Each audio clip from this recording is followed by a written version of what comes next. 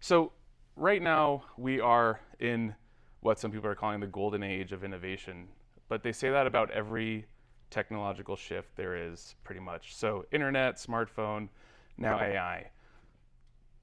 I like to break it down as a consultant to businesses into a couple different areas, give examples, and then how we can start to build on it. So first, we could think about it in a couple different categories. So first, AI and automation.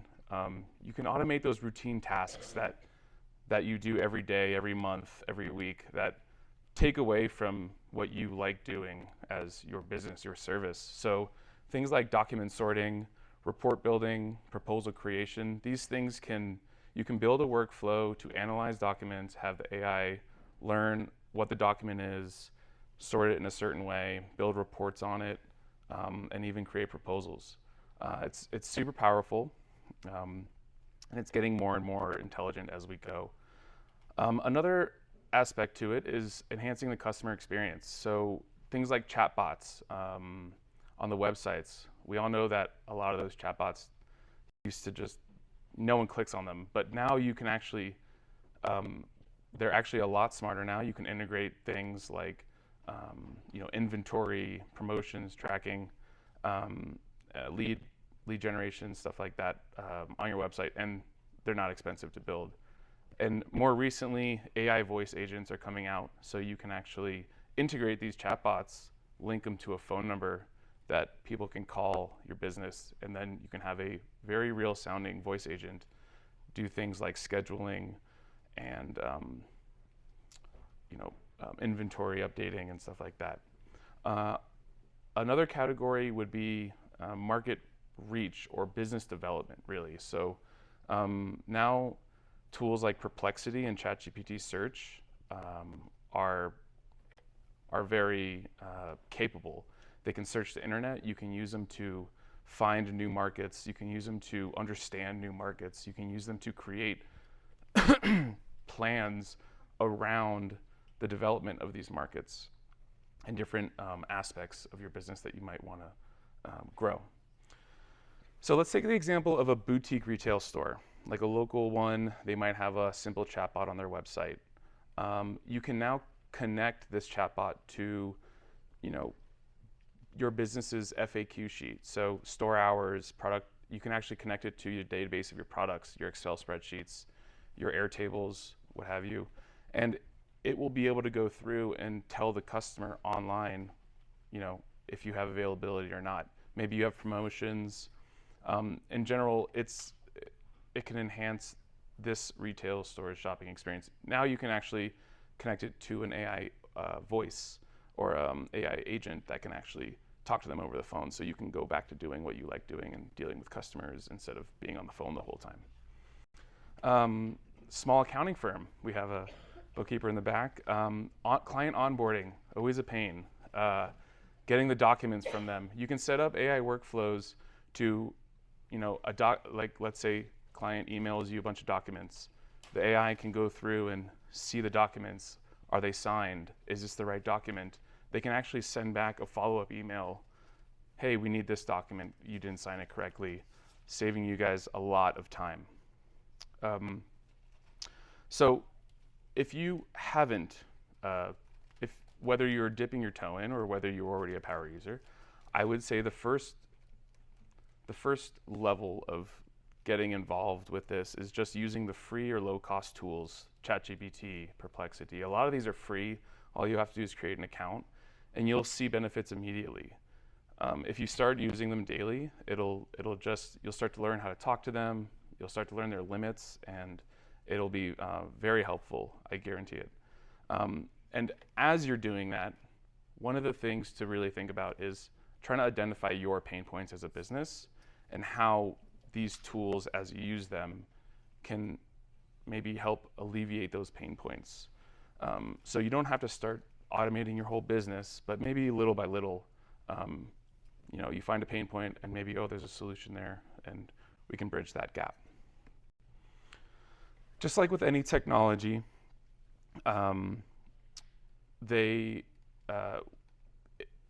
businesses and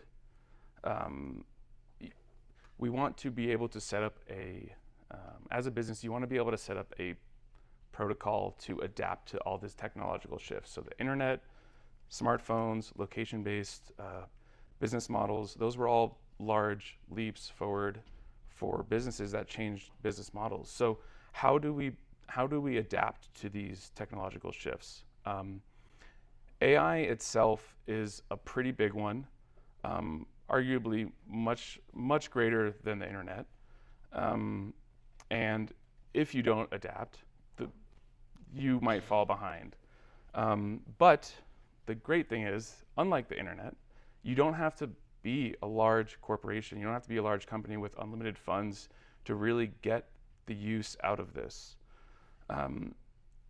Free products, ChatGPT, I mean, I'll just keep saying ChatGPT over again, but there's a lot of tools that you can use to help you gain ground with your business. At the same time, you do want to allocate time, maybe staff, to learning these technologies and sharing them with your business. Maybe not budget in the beginning, but once you start to realize how to use these tools, yes, maybe allocating budget might give you some advancement in your company. So some action steps for this, I like telling my customers, my clients, I call them tech scans. So you just have someone in your company who likes using technology and who maybe follows some blogs or some YouTube channels about AI to just see what's new, what's out there, what can help your business. And if you do start to integrate this and you want to start maybe automating processes, start small. Don't try to automate your business all at once. Just do one thing at a time. Like I said, one pain point at a time. So it's important to kind of understand where we are with AI in relation to where we were with the internet in the 90s. I like comparing them both because they're both pretty large technology waves that changed business a lot. Right now, AI is significantly outpacing the internet. So these tools are advancing so quickly. The adoption rates are astronomical for businesses. But I'd like to kind of step back and understand, why is that? Like, why are these businesses adopting it so much? If you're outside, if you've never used AI, or if you've never used any of the products or the tools, it's important to understand what makes these tools so, like, the adoption rate so high. So AI itself as a technology gets better as you give it more information. So as industries use AI more, it learns better. It gives better experiences to those industries.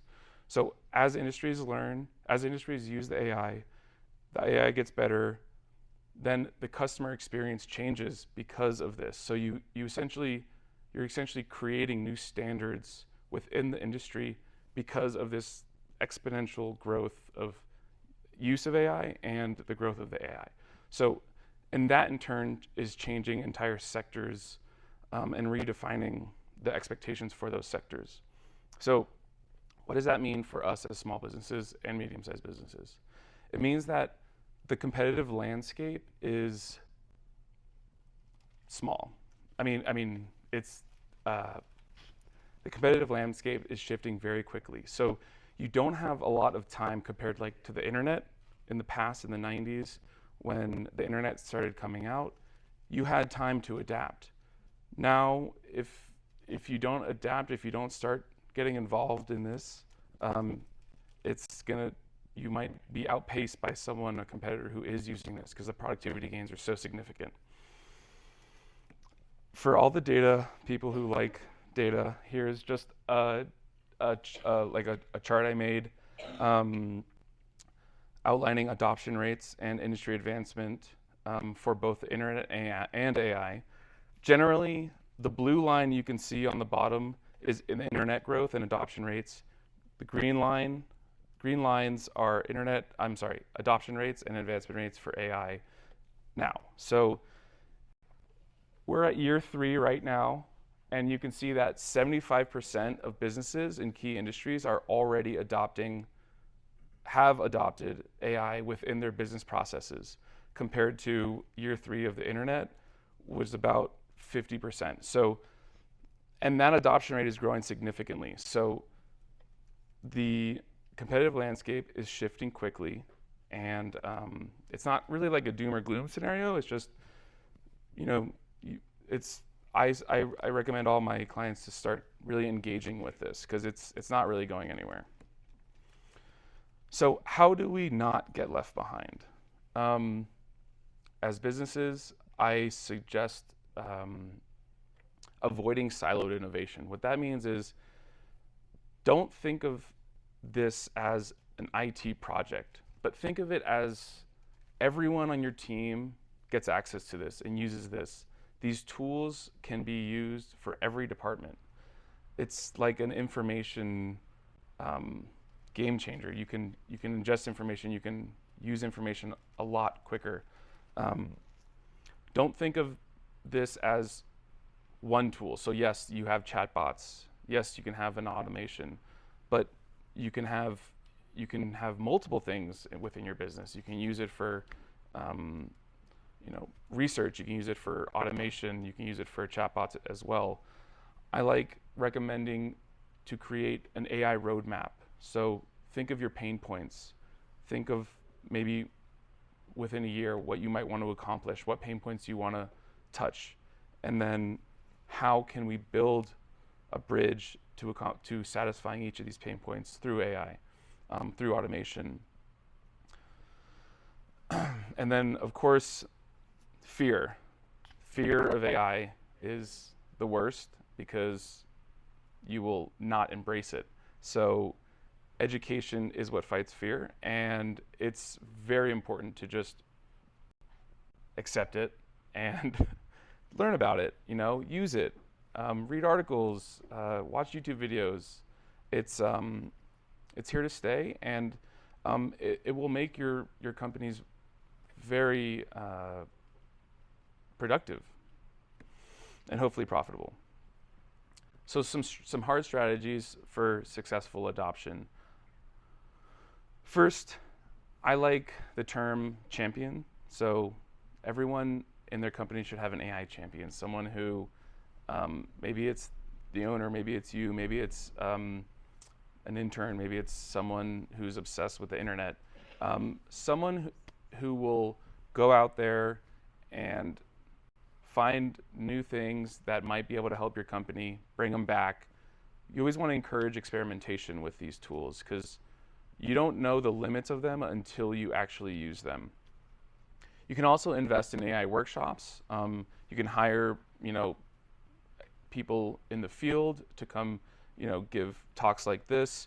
You can go online, find courses. There's lots of communities out there that help businesses find solutions for their industries. It's kind of a booming industry. And also, I like having like a digital folder where I keep tutorials or articles or case studies that I share with people, friends. So you can do the same with your team.